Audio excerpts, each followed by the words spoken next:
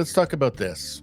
Elon Musk and Rumble apparently joined forces to sue this advertising cartel, which has been basically boycotting and trying to influence other companies to boycott advertising on X and Rumble. Very quickly, within 2 days later, they just shut the whole thing down. I wonder why. I wonder if it's that they worry about discovery, perhaps, and finding out all those internal communications. With who? I don't know. Maybe the government. Maybe the government. Who knows? Could it be? Who knows? Let's actually I think I've got the article here.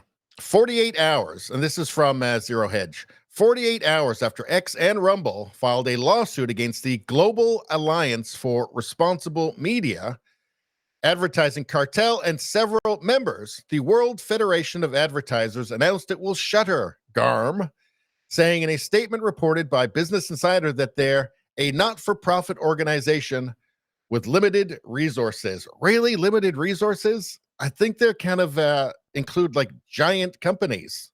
That obviously strains credulity, considering that they do the bidding of companies representing hundreds of billions in market cap, including CVS Health, Mars, Orsted, and Unilever.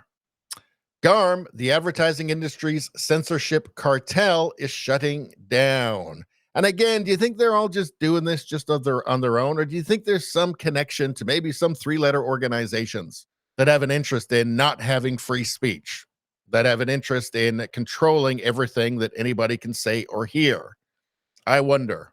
So it's shutting down 2 days after X and Rumble Video filed a lawsuit against it. Again, maybe they're trying to hide something.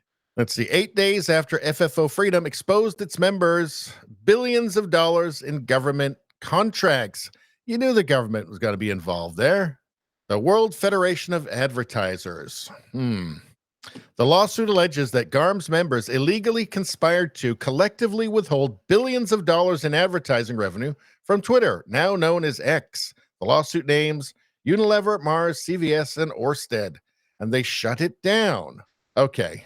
Both Diageo NA and Dunkin' Donuts want us to drop Steven Crowder and get away from right-wing culture in order to get ad dollars from them. My response, no, we don't discriminate. All cultures are welcome on Rumble.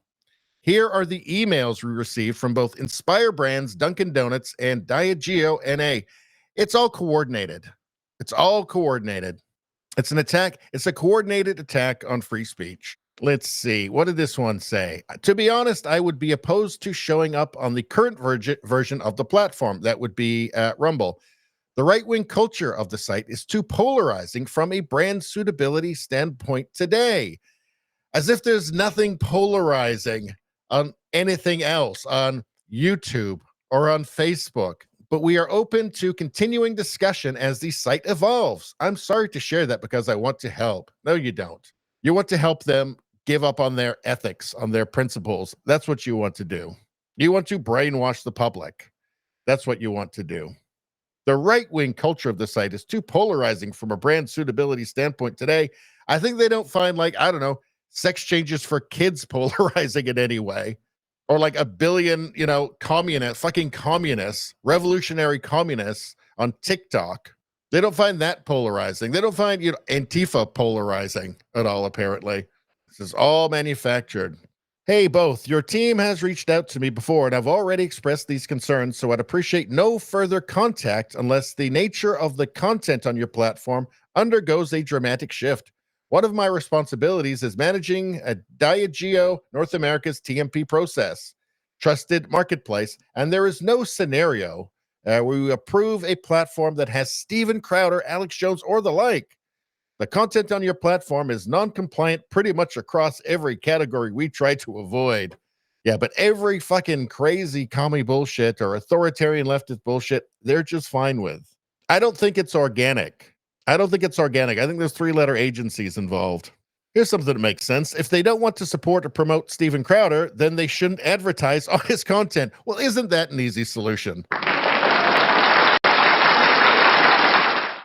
But that's not the point. That's not the point. Anyway, so this is a victory.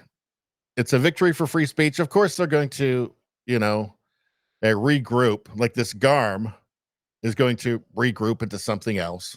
and it'll probably get government contracts because it's going to be controlled by some agency in the government after all.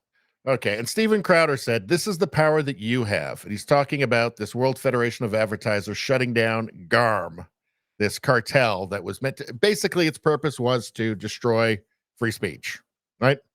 To just preserve the approved narrative. Nothing to do with advertising. I don't believe that for a second.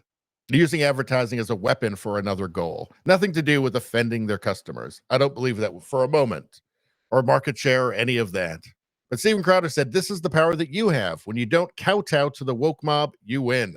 And Chris Pavlovsky is a legend with massive balls. Massive balls. I think I agree. Anyway, that's all I'm going to say about that. Please like, share, and subscribe. Subscribing really helps me out. I thank you for that. I will see you next time.